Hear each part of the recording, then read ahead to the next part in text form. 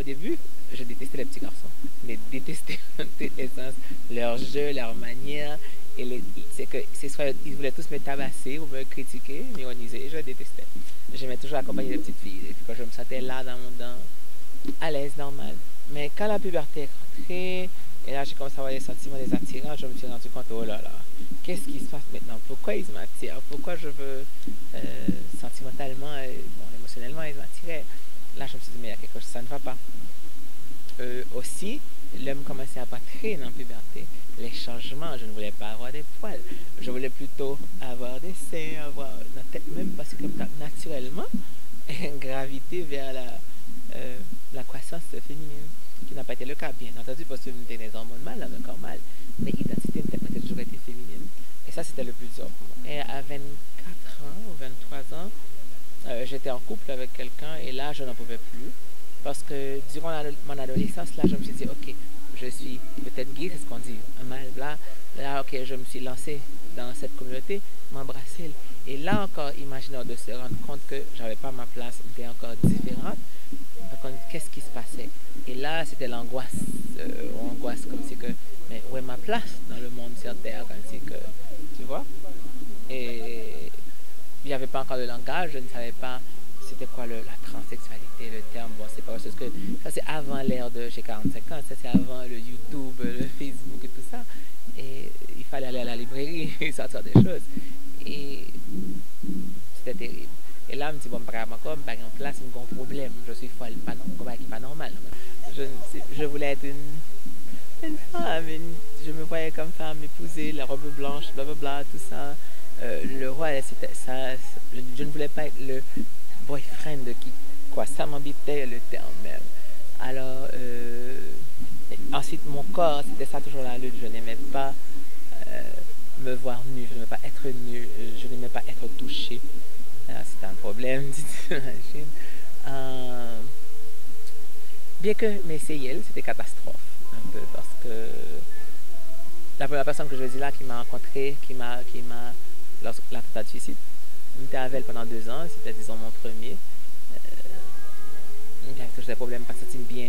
Et il me disait toujours, même dans la communauté soi-disant gay, il disait, mais tu vas aussi loin, toi tu exagères. Pourquoi elle est féminine, mais quand même, ou elle parle anti-genre. Trop. Écoute, on peut transitionner et c'est tout un processus. Avant la chirurgie, c'était bien après.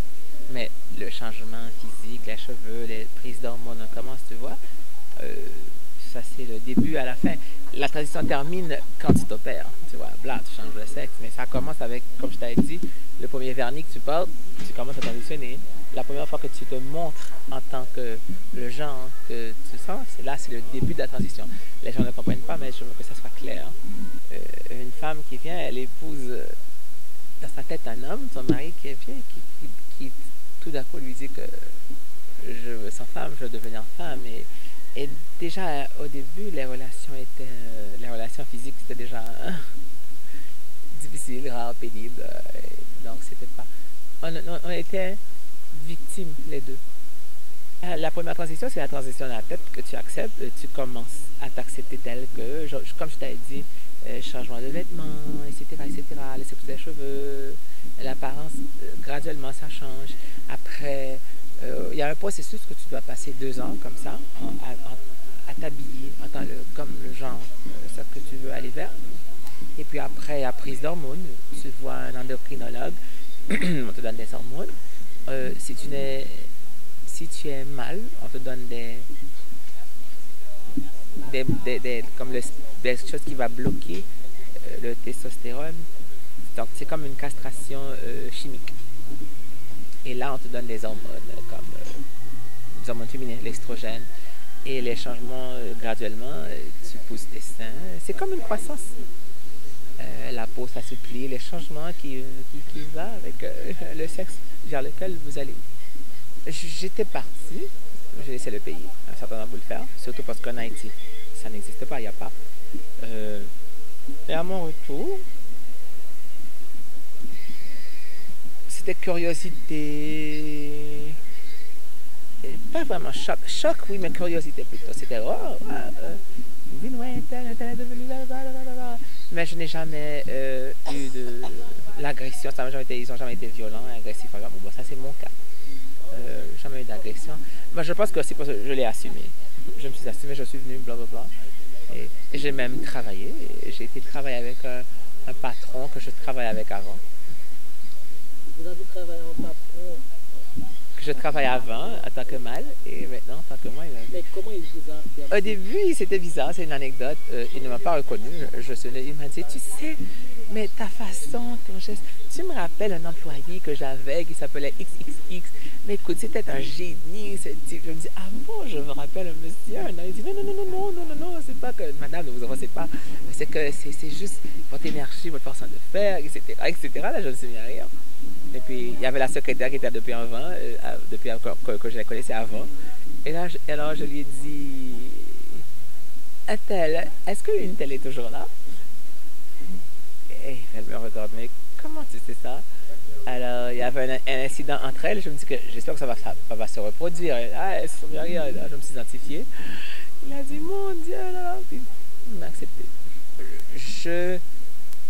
Bon, j'ai eu la chance que, comme tu me vois là, j'assimilais.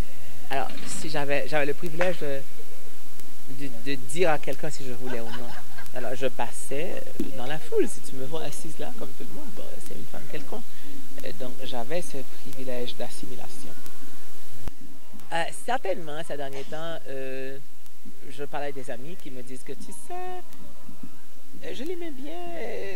Et que ma grand-mère m'a donné l'habitude de parler à la troisième personne de mon ancien moi. Ouais. Mais c'était pas moi, c'était juste le corps, c'était juste l'enveloppe.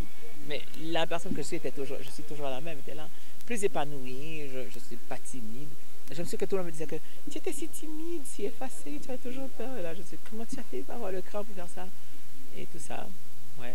Et dernièrement, j'ai parlé avec mon ex, là, celui qui m'avait retrouvé. Il me dit, tu sais qu'il me manquait, et dans ma tête, je sais qu'il n'a jamais existé. Mais j'ai arrêté de détester le corps. Parce que c'était pas moi. Pourtant, j'ai compris que c'était l'enveloppe, mais moi, j'ai toujours été moi là. Je sais pas si ça coule de sens. Donc, c'est ce qui arrive à la communauté transgenre en Haïti. Ils n'ont pas le vocabulaire pour dire oui, je suis transgenre. Et voilà ce qui se passe. Mais peu importe, il y en a que certaines femmes que tu vois, ou trans-femmes ou trans-hommes, malgré l'ignorance, c'est plus fort que ça sort. On a été dans le nord. Si tu vas à Gonaïves, Marchand des Salines, le pays de mon mari, tu en trouves. Elles s'habillent, tu vois. Tout le monde leur dit qu'ils sont gays, pour emprunter le mot mince ici. Mais elles ne peuvent pas. Elles sortent, elles assument malgré la pression, malgré le rejet, tout ça, mais c'est plus fort qu'elles. Il y a un temps qui arrive, elles vont vers le commerce, elles vendent de la nourriture, mais même le choix de choses, c'est des choses qui sont traditionnellement des espaces féminines. Et tu vois qu'elles vont vers ça, elles font la coiffure, manicure, le genre, tu vois, cosmétologie, etc. Mais elles s'habillent, elles s'assument, elles changent sans hormones et tout ça, mais il y en a une que je crois qu'elle porte des vêtements, des robes et tout ça, elle a la permanente, etc. Et c'est plus fort qu'elle. Ça sort quand même. C'est comme j'avais donné l'exemple. Tu peux ne pas savoir que tu as un cancer, mais est-ce que tu n'as pas le mot?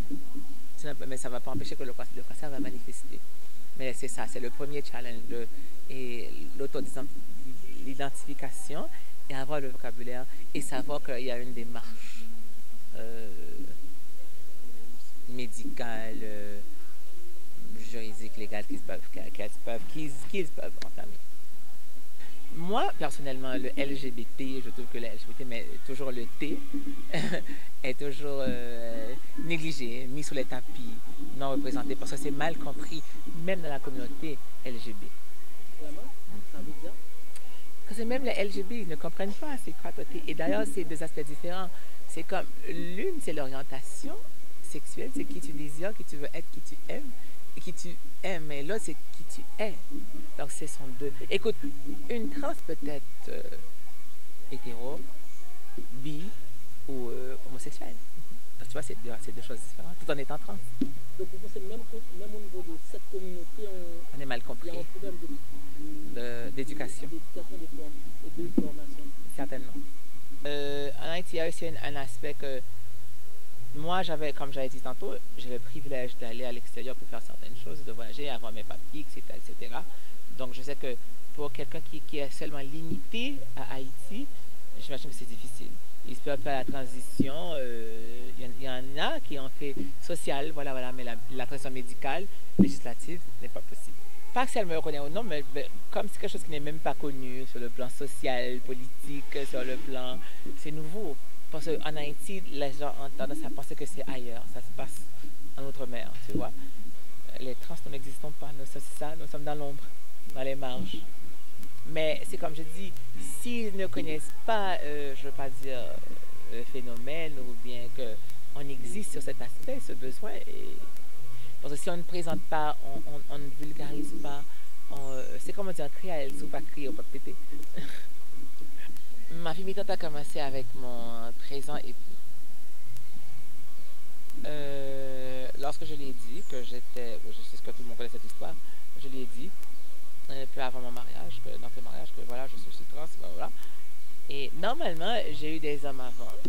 Et je veux dire, la norme pour eux était de d'accord, tu es trans, mais tu t'assimiles, personne ne le sait.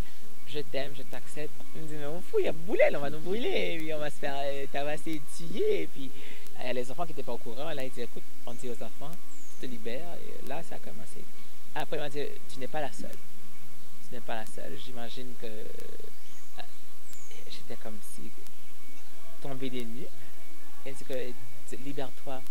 Et il faut que. Et il a commencé à dévoiler à ses parents, ses amis. Et moi, j'étais toujours. Qu'est-ce qu'il fait? Tu t'imagines comment la pression sociale était grande.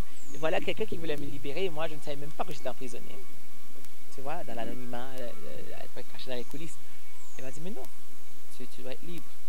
Et il a dû me convaincre que je devais être libre. Ça m'a pris du temps. Bizarrement, ironiquement. Ouais. La finalité, c'est faire la plaidoirie, surtout le droit de l'homme, le droit d'existence, que de dire qu'on est là, on a des besoins, et nous sommes des citoyens, des humains, des citoyens de notre pays, et qu'on adresse nos besoins. Oui, mais la transphobie, moi j'imagine que c'est difficile de se dire que la transphobie c'est la peur des transsexuels, comme il y a l'homophobie, etc. Mais s'ils ne savent pas ce que c'est difficile de dire, parce que jusqu'ici, c'est comme je te dis que c'est pas su, c'est mal compris en Haïti. Tu comprends? Peut-être c'est une transphobie indirecte due à l'ignorance, mais les gens qui me disent, mais je ne comprends pas, je disais, c'est quoi? Tu es hermaphrodite, qui est intersexe, pardon, mais bon, le terme correct. Ils ne comprennent pas, ils ne savent pas ce que c'est vraiment. Donc, les gens, ils disent à comprendre pourquoi un homme décide de devenir une femme. Mais je dis la réponse est simple. Parce que cet homme n'a jamais été un homme. Il y a la peur, il y a l'ignorance, comme j'avais dit au début. Il y a les trans qui ne savent même pas, écoute, ils ne comprennent même pas ce que c'est. C'est comme l'exemple du cancer que j'ai. Si je ne sais pas que j'ai le cancer, je ne vais pas aller chercher de soins et de traitements. Je ne vais pas faire la chimiothérapie, je rien, parce que je ne sais pas que j'ai le cancer. Je peux tout juste subir les effets, les manifestations et les symptômes de mon cancer. Tu vois, les choses se rencontrent à un certain point. C'est la finalité. Il faut que tu sois une transsexuelle. Pas toutes les transsexuelles pour des raisons. Parce que c'est individuel. Le cas, c'est pas. Nous ne sommes pas des clones. C'est individuel, chaque personne. Il y en a des trans qui vont jusqu'au bout médical, mais qui ne font pas la chirurgie de réassignation de sexe. C'est leur choix. Il y a plusieurs trucs. Il y en a qui vont juste comment que je fais la transition de vêtements et tout ça, et de rôle assumé, mais je ne veux pas faire le traitement hormonal. Ça dépend, c'est individuel. Encore, c'est un choix, le droit de chaque personne de vivre sa transsexualité ou son transgenre selon eux ou elles-mêmes. Le drapeau de transgenre, ouais, c'est bleu et rose, avec une barre blanche et rose-bleu. Ça veut dire que traditionnellement, le bleu, c'est pour à l'hôpital, c'est un garçon, le rose pour les filles. Alors le bleu-rose, ça montre que c'est moi. Je vais vers le gilet bleu, mâle, et je vais vers la femelle. Et il y a la barre qui sépare et le rose qui va vers le bleu. Donc c'est clair, c'est les femelles qui vont devenir mâles. Oui, dans mes trucs de médias sociaux, sur les sites, hein, je mets, j'essaie d'éduquer les gens là-dessus. C'est juste premièrement pour faire comprendre à la société, la société, il y a l'État, la société, les gens, tout ça, le gouvernement, les instances médicales, etc., de faire comprendre que, écoute, c'est pas, nous sommes des êtres humains, des citoyens. Dans notre propre terre, donc on doit avoir les droits, que nous avons les droits, les mêmes que tout autre citoyen, à jouir le bonheur et conformément à l'acte et la Constitution. Et ce bonheur implique trouver du travail et vivre, manger, le boire, le nourrir, et aussi le soin à la santé, et changer la paperasse, changer. Par exemple, si tu t'imagines je suis transsexuel, qui fait sa transition, elle change ses papiers. Pourquoi c'est important? Si un jour tu fais ta transition, et là, vous avez un testament, quand on vous a laissé quelque chose de votre papa ou votre maman qui est mort, un terrain, une maison, quoi que ce soit, et vous apparaissez. Mais mais c'était un fils, c'était quelque chose, vous êtes qui, madame? Tu vois, ce genre de choses. L'aspect que c'est pas seulement de porter une robe ou de porter des pantalons, mais il y a tout. C'est toute ton identité. Et j'ai le droit de vivre mon identité et en tant que tel, d'être respecté en tant que citoyen ou citoyenne. L'identité, la transidentité est le fait d'avoir une identité de genre et une expression de genre différente du sexe assigné. Alors là, c'est compliqué. Ce qui veut dire, c'est quelqu'un qui se sent bien dans sa peau, tu vois, mais la société ne l'accepte pas. Alors là, c'est toute une étape pour faire comprendre à la société que la personne est transgenre, qu'elle se sent bien en tant que femme, mais elle est une femme dans un corps d'homme. Elle est un homme dans un corps de femme. Alors c'est tout, et c'est toute une autre idéologie qu'il faut apprendre à faire et à expliquer à la société. Voilà ce que la personne sent en elle-même. Voilà ce qu'elle est. Alors il faut l'accepter, il faut tolérer la personne. Ça peut même arriver au suicide des fois, parce que la personne, elle se sent différente. Elle se sent mal comprise dans la société. Elle est une femme qui est dans un corps d'homme. Elle est un homme qui est dans un corps de femme. Alors, c'est très compliqué, vu que la société n'accepte pas même encore la question de l'homosexualité. Alors, je ne te dis pas pour les transgenres qui viennent d'arriver, qui demandent leur identité, qui demandent d'être acceptés. Alors, c'est très difficile. Et je pense que beaucoup de souffrances pourraient être évitées si toutes les personnes transgenres étaient beaucoup mieux acceptées dans la société. J'apprécie et je respecte beaucoup Michaela et Aïcha, qui a su, elle, combattre cette discrimination par rapport à notre société. Et malgré qu'elle est née homme, mais depuis son jeune âge, elle s'est sentie femme. Elle a eu le courage de le faire. Mais malheureusement, nous n'avons pas beaucoup de personnes qui ont beaucoup de fortes personnalités comme Aïcha. J'avais des amis qui me disaient, je me sens beaucoup mieux dans la compagnie des hommes, je me sens beaucoup mieux dans la compagnie des femmes. Et des fois, j'aimerais m'habiller en femme, des fois, j'aimerais porter une robe pour voir comment je me sens. Là, je n'avais pas compris en tant que très jeune, je n'avais pas vraiment dit, ça va passer. Monsieur ça l'a dit là. Mais c'est au fur et à mesure que j'ai commencé à comprendre c'est quoi et la transformation, la transgenre, la transidentité, se sentir bien dans sa peau. Et des fois, je me rappelle, j'avais un ami, quand j'allais chez lui, il me disait d'apporter des robes. Apporte-moi des robes et maquille-moi. J'aimerais me voir en tant que femme pour voir et comment je serais. Bon, des fois, ça m'amusait.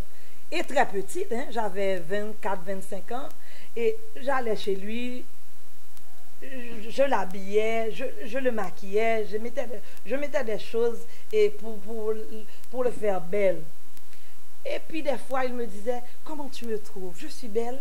Il me dit, tu es très belle, tu es très belle. Mais la personne avait honte de la société. Mais sans majorité, si on aime comme ça, il me dit, non, on est seulement nous deux là. Il n'y a personne qui va te voir ainsi. Mais c'est justement là, et en grandissant, et puis en prenant de l'expérience, j'ai commencé à comprendre. C'est ça. Et il était très vieux, ce type.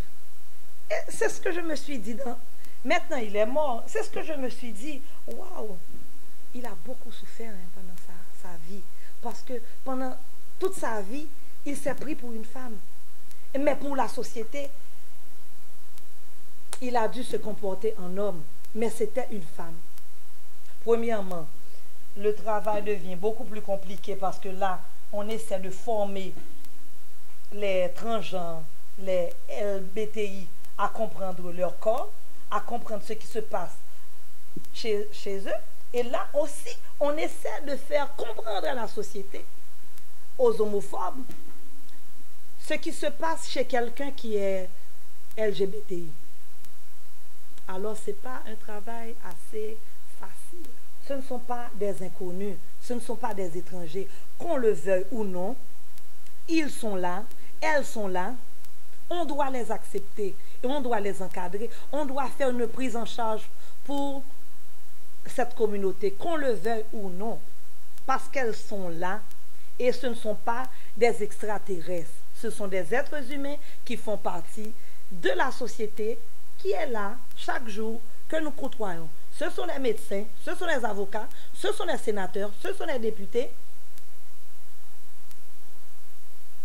Nous devons faire une prise en charge pour cette communauté qui veut s'affirmer. Quand ta fille ou ton fils se sent différent, il ne faut pas le rejeter. Au contraire, cherche à l'aider, à le comprendre, à l'encadrer, à chercher à comprendre ce qui se passe et comment l'aider, comment expliquer ce qui se passe dans son corps. Parce que là, j'ai un ami qui a un kindergarten, il y a eu un jeune homme, bon, un petit garçon alors, de 5 ans. Chaque matin, il se met dans la ligne des filles. Le directeur l'explique, non, c'est pas possible, tu n'es pas une fille, tu es un petit garçon, il faut te mettre dans la ligne des garçons. Et là, chaque jour, il crie, il hurle avec rage, non, je suis une fille, je dois être dans la ligne des filles. Il a 5 ans. Là, c'est toute une histoire avec le directeur pour me dire, je ne sais pas, qu'est-ce que je peux faire, Marjorie? Je dis, laisse-le. Est-ce que ça te dérange qu'il soit dans la ligne des filles? Non, pas vraiment, mais c'est un peu bizarre. Je dis non, laisse-le comme ça. Peut-être en grandissant, il va comprendre, mais pour le moment, s'il se sent bien dans la ligne des filles, laisse-le là. Alors c'est la même chose. Et si à 5 ans, le petit garçon se sent ainsi, alors c'est pour te dire qu'à 20 ans, à 22 ans, tu viens me dire, tu viens ici et tu me dis, je suis une...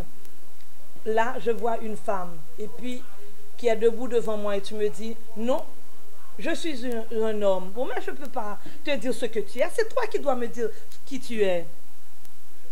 Eh bien, moi, ce que j'aimerais ajouter, c'est que la société soit beaucoup plus tolérante envers comment je pourrais dire, envers nos semblables. Et je demande beaucoup plus de tolérance parce que, comme on l'a dit pendant l'interview, ce sont nos frères, ce sont nos sœurs, ce sont nos enfants qui sont ainsi. C'est pas quelqu'un d'ailleurs. Alors il faut les accepter et les aimer, les encadrer, les protéger parce qu'ils ont besoin de nous.